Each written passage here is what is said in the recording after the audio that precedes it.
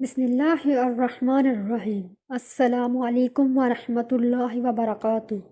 مصر کے ایک شہر سلیاکی میں ایک نوجوان اپنے سپاہیوں کے ساتھ جنگل میں شکار کھیلنے کے لیے چلا گیا۔ اس نوجوان کو شکار کرنا بہت پسند تھا۔ وہ نوجوان شکار کرنے میں اتنا ماہر تھا کہ اڑتے ہوئے پرندے کے سیدھا دل میں تیر لگاتا اور اسی وقت اپنے شکار کو حاصل کر لیتا۔ اس نوجوان کا نام مسرور تھا اور وہ ایک زمیندار کا بیٹا تھا۔ وہ زمیندار کوئی عام زمیندار نہیں تھا بلکہ 12 گاؤں کا مالک تھا، لیکن اتنی دولت اور اتنی طاقت ہونے کے باوجود بھی وہ زمیندار بہت مہربان اور رحم دل تھا۔ ان 12 گاؤں میں کسی غریب لڑکی کی بیٹی کی رخصتی کے لیے رقم نہ ہوتی تو وہ اپنے پیسوں سے ان کی رخصتی کرواتا، اور اگر کوئی بیمار ہو جاتا تو وہ علاج کے پیسے بھی وہ زمیندار ہی ادا کرتا۔ گاؤں والے اس سے بہت خوش تھے اور اسی گاؤں والوں کی دعاؤں کی بدولت وہ زمیندار بہت دولت مند بنتا جا رہا تھا۔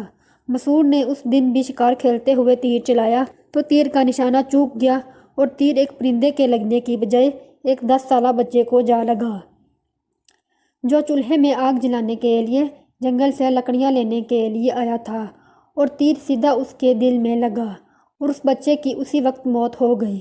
مسرور دوڑتا ہوا اس بچے کے پاس پہنچا تو تیر سیدھا اس کے دل میں لگا ہوا تھا اور اس کی موت ہو چکی تھی۔ یہ دیکھ کر مسرور کو بہت افسوس ہوا اور اس نے اپنے سپاہیوں کو حکم دیا کہ جا کر معلوم کرو کہ یہ بچہ کہاں سے آیا، اس کے ماں باپ کون ہیں۔ سپاہی جنگل میں پھیل گئے اور تھوڑی دیر بعد آ کر بتایا، حضور، جنگل کے قریب ایک گاؤں ہے جو کہ آپ کے بابا کی ملکیت میں نہیں آتا۔ یہ بچہ شاید اسی گاؤں سے آیا ہے۔ سپاہی نے کہا، حضور آپ ابھی یہاں رکیں، ہم اس بچے کو خفیہ طور پر اس گاؤں میں چھوڑ کر آتے ہیں تاکہ کسی کو نہ پتہ چلے کہ اس بچے کی موت آپ کے تیر لگنے کی وجہ سے ہوئی ہے۔ یہ سن کر مسرور نے اسی وقت اس بچے کو اپنی گود میں اٹھایا اور کہا، یہ گاؤں والے تو نہیں دیکھ رہے، اس بچے کے ماں باپ تو نہیں دیکھ رہے، لیکن میرا رب تو ضرور دیکھ رہا ہے۔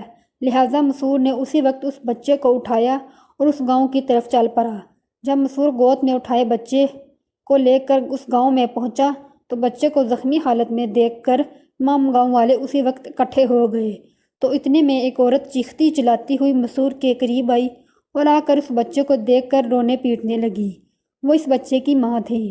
مسرور نے بچے کو اپنی گود سے دیتے ہوئے کہا، اے خاتون، اس بچے کی موت میرے تیر لگنے سے ہوئی ہے، لیکن میں نے اس بچے کو جان بوجھ کر نہیں مارا۔ یہ خبر سن کر اس گاؤں میں قیامت برپا ہو گئی اور گاؤں والے بہت غصے میں آ گئے۔ گاؤں والوں نے اس نوجوان کو پکڑا اور قاضی کے پاس لے گئے۔ مسرور ان کے ساتھ چل پڑا۔ قاضی کی عدالت لگی ہوئی تھی۔ جب قاضی صاحب کے سامنے مسرور کو پیش کیا گیا تو مسرور نے اپنے گناہ کا اقرار کر لیا اور کہا، قاضی صاحب، میری غلطی کی وجہ سے تیر اس بچے کو جا لگا اور میرے تیر کی وجہ سے ہی اس بچے کی موت ہو گئی، لہٰذا اس قتل کے جرم کی سزا بھگتنے کے لیے تیار ہوں۔ جب جرم کا اعتراف ہوا تو قاضی نے مسرور کو سزائے موت کا حکم سنا دیا۔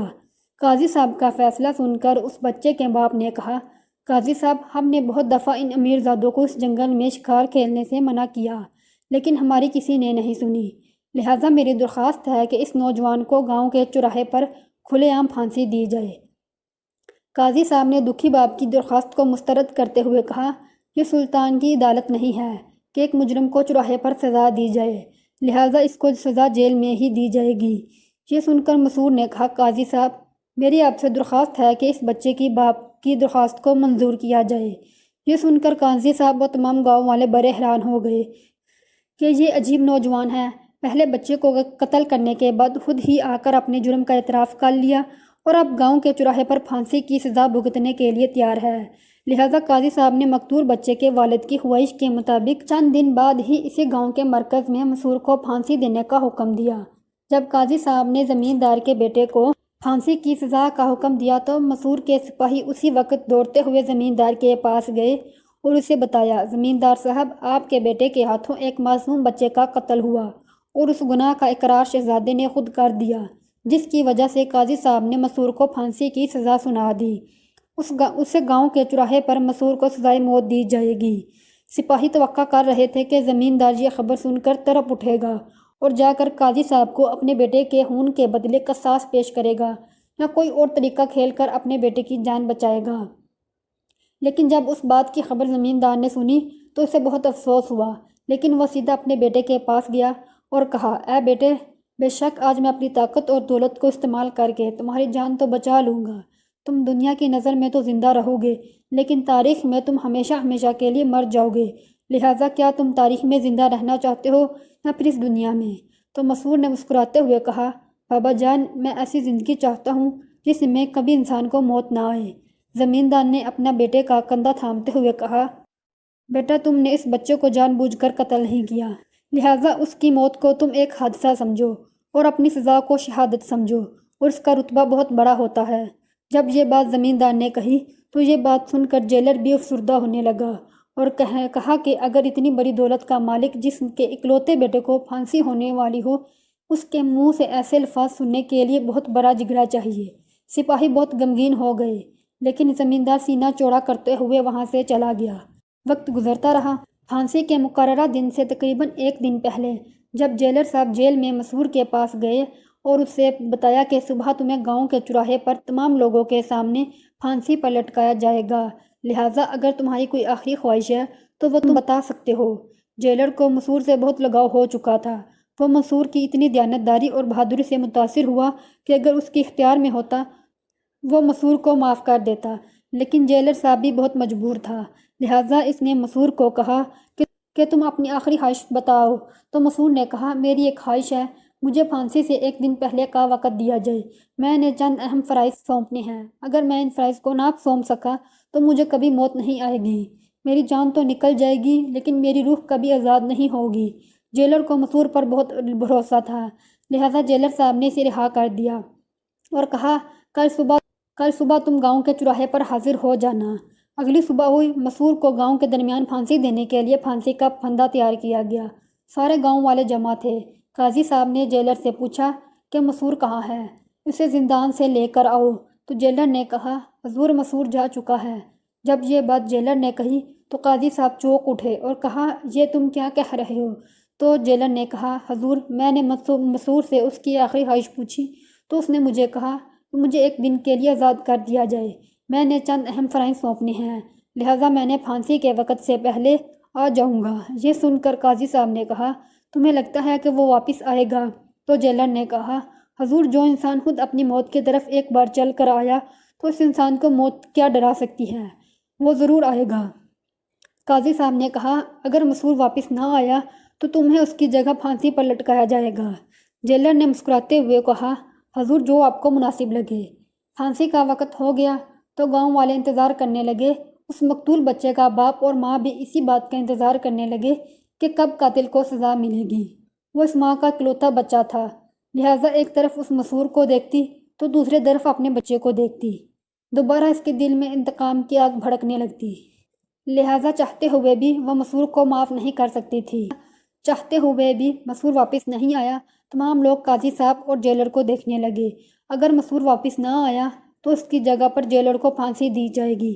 جب جیلر نے دیکھا کہ ابھی تک مسرور واپس نہیں آیا تو وہ اپنی نشست سے اٹھا اور اپنے ہاتھ میں پکڑی ہوئی ایک چھری قاضی صاحب کے حوالے کرتے ہوئے پھانسی کے پھندے کی طرف بڑھنے لگا۔ تو اتنی دیر میں دور سے گھوڑے کے دوڑنے کی آواز آنے لگی۔ تمام لوگوں نے غور سے دیکھا تو چند ہی لمحوں میں ایک چہرہ نمودار ہوا اور وہ چہرہ مسرور کا تھا۔ مسرور گھوڑے سے اترا اور سیدھا پھندے کی طرف پہنچ گیا۔ قاضی صاحب نے جلاد کو حکم دیا کہ پھانسی کا پھندا اس کے گلے میں پہنایا جائے، لیکن پھر قاضی صاحب نے کہا، پھانسی کا پھندا پہنانے سے پہلے میں مسرور سے اپنی طرف سے ایک آخری خواہش پوچھنا چاہتا ہوں۔ قاضی صاحب اس کے پاس گیا اور کہا، تمہاری کوئی ایسی آخری خواہش ہو جو پوری نہ ہوئی ہو؟ تو اس نے کہا، قاضی صاحب، میرے پاس گاؤں کے سینکڑوں لوگوں کی امانتیں موجود تھیں اور وقت ایک دن کا تھا۔ ایک دن میں نے نہ ہی پانی پیا اور نہ ہی ایک نوالا روٹی کا کھایا، لیکن ابھی بھی ایک امانت جس میں بوڑھی عورت کی بیٹی کے زیورات اور سونے کے سکے تھے جو کہ میں واپس نہیں کر سکا، وہ فلاں جنگل میں فلاں درخت کے نیچے چھپائے ہوئے ہیں، اگر وہ رقم نکال کر اس بوڑھی عورت کے حوالے کر دیں تو یہ آپ کا بہت بڑا احسان ہوگا۔ یہ سن کر قاضی کی آنکھوں میں آنسو آنے لگے اور کہا، تم جیسا نوجوان میں نے آج تک نہیں دیکھا۔ قاضی نے حکم دیا کہ اس مسرور کی جگہ مجھے پھانسی دی جائے۔ یہ خبر سن کر تمام گاؤں والے بڑے حیران ہو گئے۔ تو اتنے میں جیلر صاحب نے کہا، نہیں قاضی صاحب، نہیں، اس نوجوان کی جگہ میں پھانسی پر چڑھنا چاہتا ہوں۔ تمام لوگ ایک دوسرے کو دیکھ کر رونے لگے اور تمام لوگ کہنے لگے، اس نوجوان کی دیانتداری نے ہمیں اتنا متاثر کیا کہ سارے کا سارا گاؤں مسرور کی جگہ پھانسی کی سزا بھگتنے کے لیے تیار ہو گیا۔ پورے گاؤں میں ہلچل مچ گئی۔ تو اسی دوران اسی جگہ سے سلطان صلاح الدین ایوبی رحمۃ اللہ کا قافلہ گزر رہا تھا۔ اس گاؤں میں بہت زیادہ ہجوم ہونے کی وجہ سے سلطان نے اپنے سپاہی کو حکم دیا کہ جا کر معلوم کرو کہ آخر اس گاؤں میں اتنا زیادہ ہجوم کیوں ہے۔ سپاہی گیا اور آ کر جو سلطان کو خبر دی، اس نے سلطان کو ہلا کر رکھ دیا۔ اس نے سلطان کو بتایا، حضور آج اس گاؤں کے چوراہے پر ایک نوجوان کو پھانسی دی جانے والی تھی، لیکن عین موقع پر قاضی صاحب کہنے لگا مجھے اس نوجوان کی جگہ پر پھانسی دی جائے۔ جس قاضی صاحب نے اس نوجوان کو پھانسی کی سزا سنائی، وہ خود اس کی جگہ پر پھانسی پر لٹکنے کے لیے تیار ہو گیا۔ اور پھر چند لمحوں بعد اس جیلر نے جس نے اس کو اتنے دن جیل میں رکھا، اس کی جگہ پھانسی پر لٹکنے کے لیے تیار ہو گیا۔ حتیٰ کہ جس گاؤں کے بچے کو اس نوجوان نے قتل کیا، وہ سارے کا سارا گاؤں اس نوجوان کی جگہ سزا بھگتنے کے لیے تیار ہو گیا۔ یہ سن کر سلطان بڑا حیران ہوا کہ آخر وہ نوجوان ہے کون؟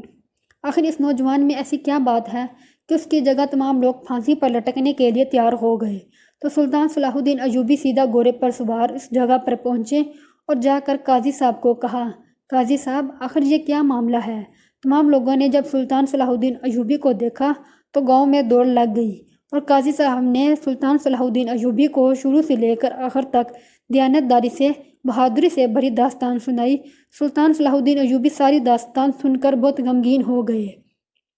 سلطان صلاح الدین ایوبی نے مسرور کو کہا، بے شک غلطی سے قتل ہوا، لہٰذا تم اس موت کو شہادت کی موت سمجھو، اور شہادت کا بہت بڑا رتبہ ہوتا ہے، اور تمہاری دیانتداری کی داستان تاریخ میں لکھی جائے گی۔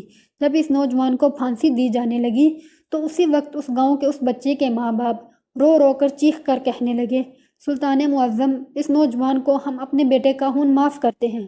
ہم تو صرف اس نوجوان کی دیانتداری اور بہادری کو دیکھ رہے تھے تاکہ اس بات کو تاریخ میں لکھا جائے کہ ایک نوجوان کی بہادری اور دیانتداری سے قاضی صاحب جس نے اپنے قلم سے اس نوجوان کو پھانسی کی سزا سنائی، اور جیلر حتیٰ کہ تمام گاؤں والے متاثر ہو کر اس نوجوان کی جگہ پھانسی پر لٹکنے کے لیے تیار ہو گئے۔ اس کے بعد ان دونوں نے مسرور کو یعنی زمیندار کے بیٹے کو معاف کر دیا۔ اس وقت سلطان صلاح الدین ایوبی نے تاریخی الفاظ کہے۔ حضور نبی کریم صلی اللہ علیہ وآلہ وسلم کا فرمان عالی شان ہے کہ جو شخص حق پر ہوتے ہوئے کسی کو معاف کر دے، انتقام نہ لے، جھگڑا نہ کرے، تو میں محمد صلی اللہ علیہ وآلہ وسلم اس شخص کی بڑھتی ہوئی عزت و شوکت کی گواہی دیتا ہوں۔ آپ سے گزارش ہے کہ ہمارے چینل کو لائک، شیئر اور سبسکرائب کیجیے۔ آخر میں کمنٹ میں ایک دفعہ درود پاک ضرور لکھیے۔